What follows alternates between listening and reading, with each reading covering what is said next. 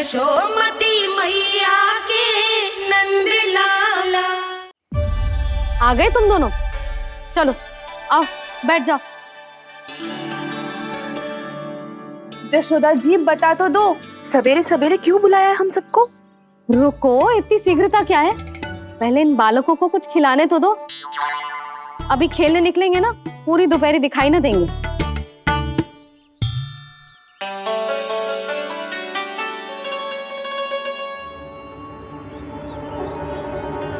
मैया देखो ना, कैसे अपने आभूषणों का दिखावा कर रही है जी सुलोचना। चिंता मत कर बहू, शीघ्र ही हम इससे अधिक आभूषण और इससे अधिक उत्तम वस्त्र पहन के घूमेंगे। ये देखो तुम दोनों के लिए क्या बनाओ है मैंने। पूरे गोकुल में प्रसिद्ध मेरे पेड़े। चलो लो। यशोदा, ये तो बहुत सारे हैं। हाँ जशोदा जी, इतने सारे तो मैं भी ना खा पाऊं। क्यों दृष्टि लगा रही हो सुलक्षणा?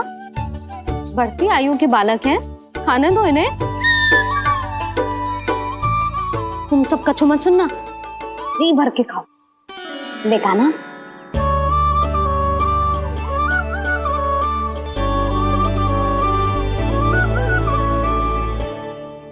हे नारायण, मैंने अपने कान्हा को जो सिखाओ है, बस वे उसे स्मरण रखें और उसका पालन करें। ले और ले ले ले।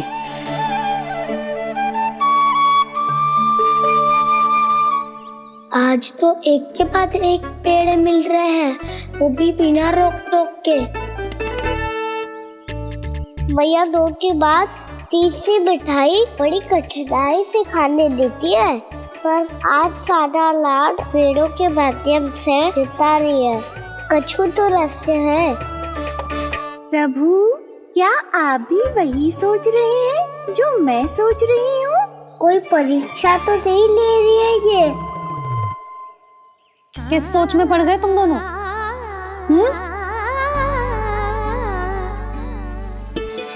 खाओ ना। जब तक पेट और मन दोनों ना भर जाए तब तक खाओ। बस यशोदा, इतना पर्याप्त है। अरे ना जिज्जी, घर के शुद्ध मावा और गुड़ के बने, कितना भी खा ले कोई हानि ना होगी। लो और लो।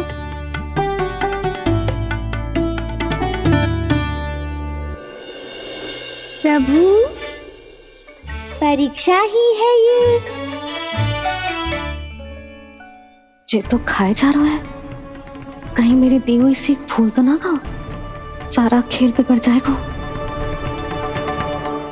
सदैव स्मरण रखियो लल्ला, लोभ बहुत भयानक होता है, बहुत भयंकर। जो एक बार हमारे मन में प्रवेश करके हमें भीतर से ही जकड़ लेता है, इसके कारण हम अधिक से अधिक और अधिक से अधिक पाने की इच्छा करने लगते हैं। क्या हुआ कान्हा, रुक क्यों गए?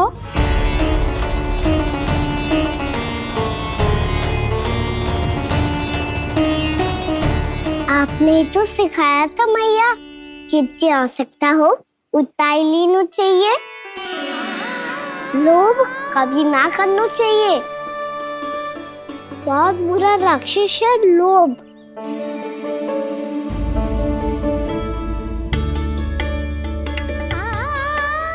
थोड़ा और खाने में कोई बुराई ना है कान्हा, ले ले। ना मैया, लो मैं अधिक खाऊंगा तो फिर पेट पकड़ के बैठना पड़ेगा।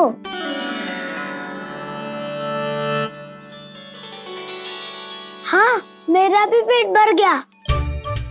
कान्हा सही कह रहा है छोटी माँ, लोग बहुत भयानक राक्षस है। जो भी लोग के चक्कर में पड़ेगो वो बहुत बुरा फंसेगो। अच्छा जाओ, जाके खेलो तुम दोनों।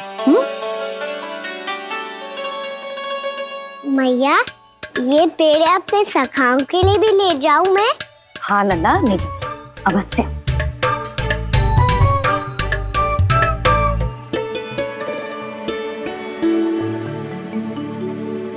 देखो, जो बात इन नन्हे से बालकों को भी समझ में आ रही है, वो तुम सबकी समझ क्यों ना आ रही?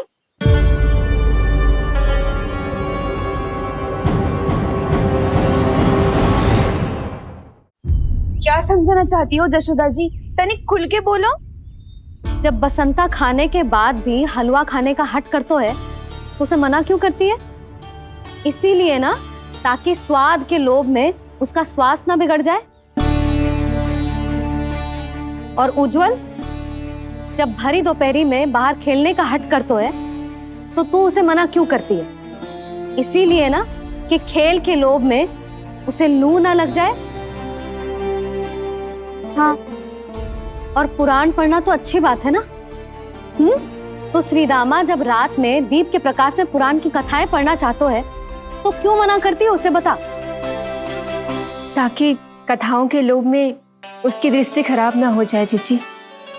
तो इसका अर्थ तो यही है ना, कि लोभ चाहे पेड़ों का हो, चाहे पुराण की कथाओं का हो, या फिर अधिक धन अर्जित करने का हो, लोभ सदैव हानिकारक ही होता है।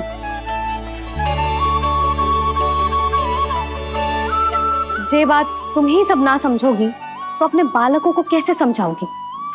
बोलो। हम सबकी मैया यहाँ क्यों आई है? डांट पड़ी क्या? चौरी विद्या प्रसारण टोली के बारे में सबको पता चल गो क्या? चिंता के चने चबाना छोड़ो और ये पेड़े खाओ।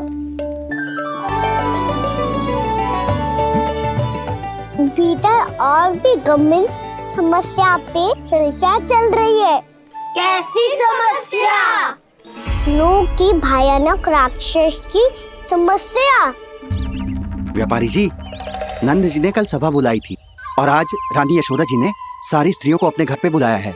तो आपको नहीं लगता कि हमें कुछ करना चाहिए? करना तो चाहिए गुप्तचर। सबसे पहले हमें हाट जाकर गोकुल वासियों की प्रतीक्षा करनी चाहिए।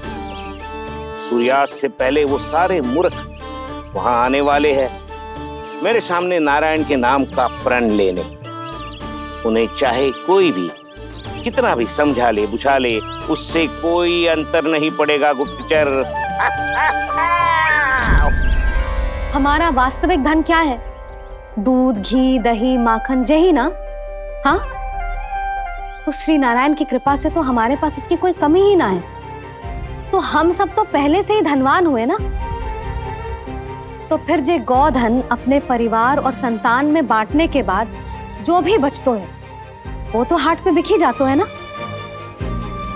तो फिर मथुरा के किसी अपरिचित व्यापारी के साथ माथा फोड़ने की क्या आवश्यकता है?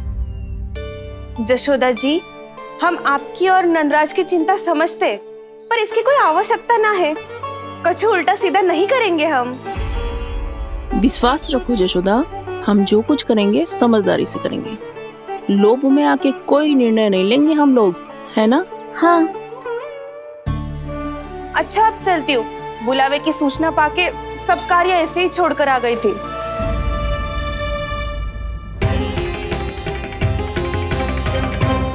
अब किसको घेर लियो? लोभ के भयानक राक्षस ने। ये तो तभी पता चलेगा जब वो सब बाहर आएंगी। तब तो सबको बहुत ध्यान से देखना पड़ेगा।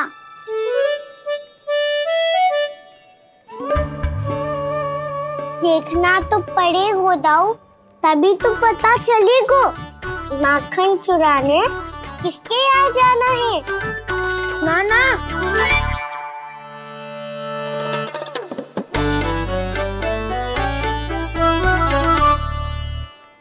लोग का राक्षस तो उनके पास दिख ना रहे हुआ है।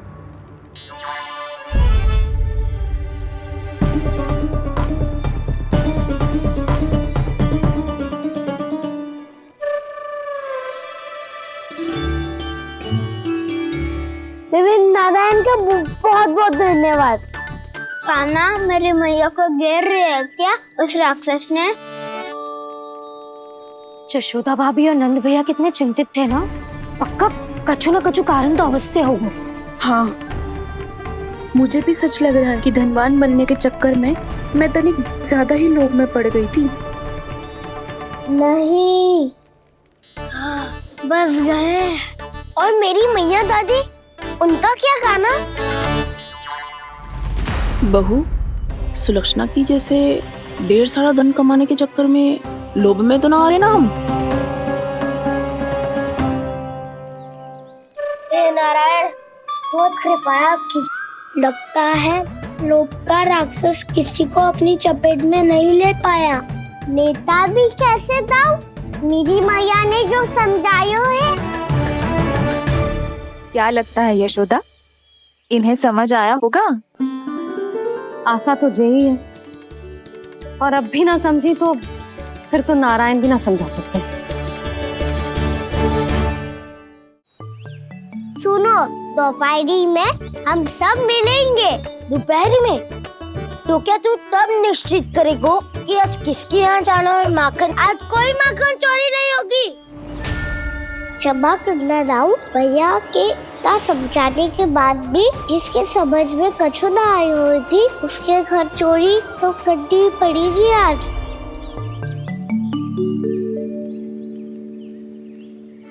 व्यापारी जी, सारी स्त्रियां एक साथ यहीं आ रही हैं।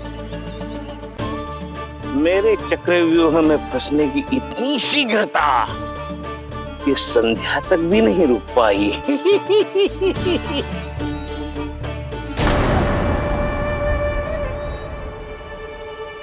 पर ये आपके तरफ ध्यान क्यों नहीं दे रही हैं? लगता है गोकुल की रानी ने इनको पाठ पढ़ा ही दिया। अब आपको ही कुछ करना होगा व्यापारी जी। करूंगा, अपनी चाल सबसे अंत में चलूंगा, किंतु अभी उनके लिए एक घोषणा ही पर्याप्त होगी। तुमने सबको सूचित तो कर दिया है ना कि सबको अग्रिम धनराशि मिलेगी, वो भी दूध, दही, माखन, घी बेचने के बाद नहीं, वो पहले ही मिला करेगी। वो भी केवल एक दिन की नहीं, पूरे सप्ताह की।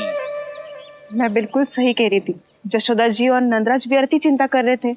यदि इन व्यापारी जी के मन में कोई मैल होता, तुझे अग्रिम धनराशि थोड़ी ना देते। बात तो तुम सही कह रही हो सुलक्षणा।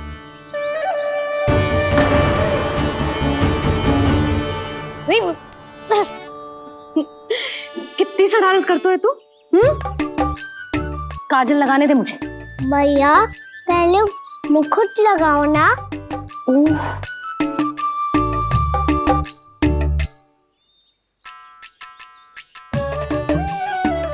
और मेरी मुन्नी? हाँ हाँ, रुक जा। ले बस, होगा प्रसन्न? भैया, मैं ना चाहता मैं इसे फिर से भूल जाऊं, नहीं तो कड़ी धूप में इसे लेने वापस लौटना पड़ता है। चल, अब बैठ जा।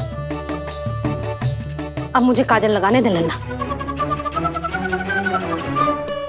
भैया, इतना सारा काजल मत लगाओ, छोटा सा बालक लगता हूँ मैं। आहा, नखरे तो देखो। इतना सज धज के तो तेरे बाबा भी ना जाते बाहर, दृष्टि लग जाएगी लल्ला।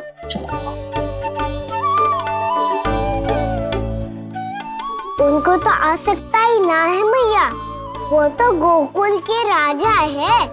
वैसे भी मुझे भी कम मत समझो, मैं भी राजा हूँ अपनी टोली का। कौन सी टोली? अपनी। ये क्या कर रहे हैं प्रभु? बता, कौन सी टोली? बालकों की टोली मैया, मारी खीर वाली टोली का।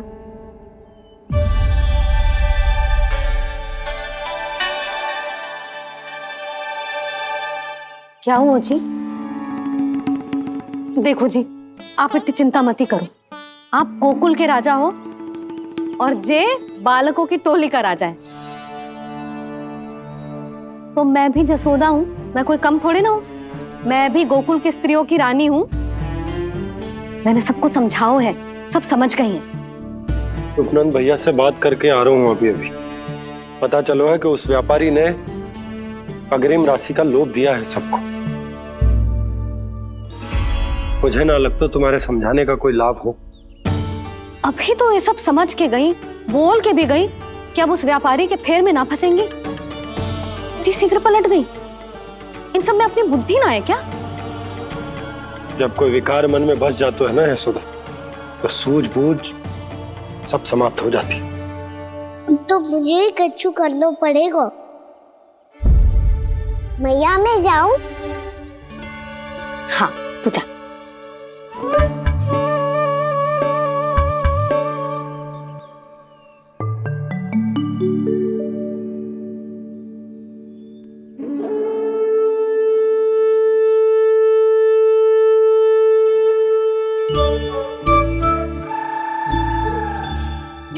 बहुत बड़ी समस्या हो गई है सखाओ।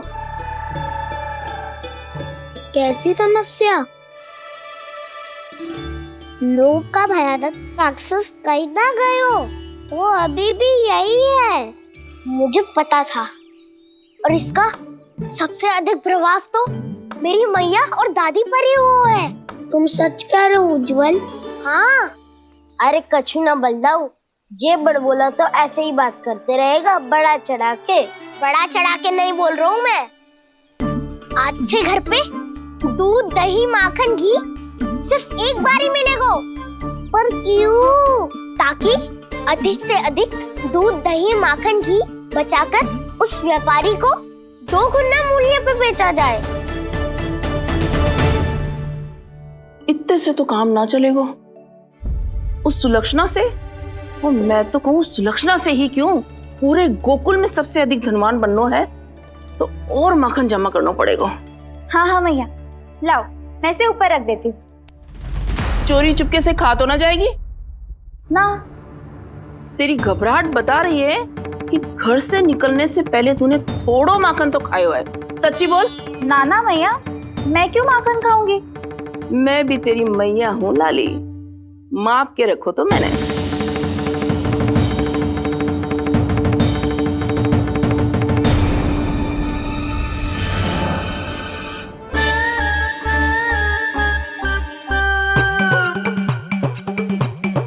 हाय रे, तूने तो सच्ची में माखन खायो है। तनिक भी लज्जा ना आई तुझे? असत्य बोलने से पाप लगता है मैया। और जितनी बार आप माखन नाप रही है, उतनी बार डंडी पे लगा माखन आप स्वयं चाट रही है और दोष मुझ पे दे रही है। वो तो बस मैं इसलिए चाट रही थी कहीं व्यर्थ ना जाए। पर तेरी जीभ है कि तीखी मिर्ची। एक तो मैया से बहस करती है और चोरी चुपके स्वयं खा के मैया पे दोष भी धरती है। हे नारायण, कैसी बहू दी है मुझे। जा दूर हो जा मेरे कक्ष से, और माखन के तो आसपास भी दिखने की आवश्यकता ना है। इस चटोरी को तो कोई भरोसा ना है। माखन को तो सुरक्षित स्थान पर रखना पड़ेगा।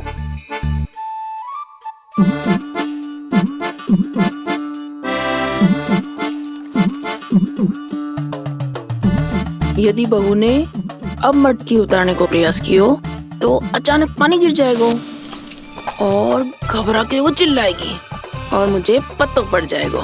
मैया,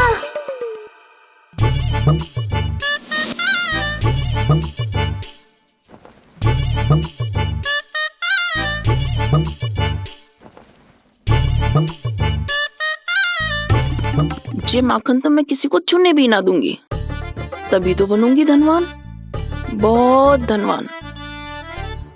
मैया माखन बेचने कहीं अकेली ना निकल जाए। ये तो पता भी ना चलने देगी कि कितना धन मिलो है। इन्हें अकेली धनवान ना बनने दूंगी मैं भी बनूंगी धनवान, बहुत धनवान। पहले तो जब चाहे तब भरपूर माखन खा सकता था, पर अब दोनों तो ऐसे संभाल के रखती हैं कि जैसे माखन की मटकी ना स्वप्न का कलश हो। मेरे यहाँ भी ऐसा ही हो रहा है।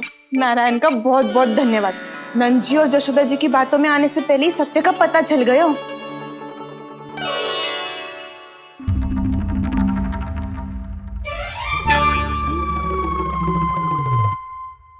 ये इतना सारा माखन? दृष्टि मत लगा। पेट पे पट्टी बांध के रात रात भर भूखा रह के बड़ी कठिनाई से माखन इकट्ठा किया है जे। तो क्या आपने निर्णय ले लियो है कि आप उस व्यापारी को वचन दे दोगी अरे जब द्वार पे साक्षात लक्ष्मी जी हो तो द्वार बंद ना करते बावली।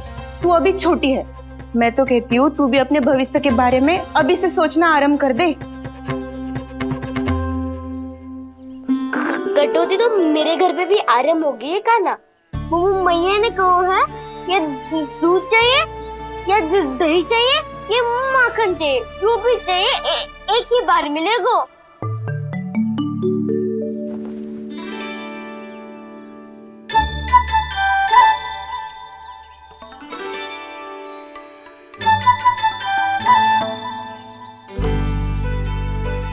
तब हमारी टोली को ही कुछ करना पड़ेगा। तुम सबको तुम्हारा अधिकार मिले, ये हमारा कर्तव्य है।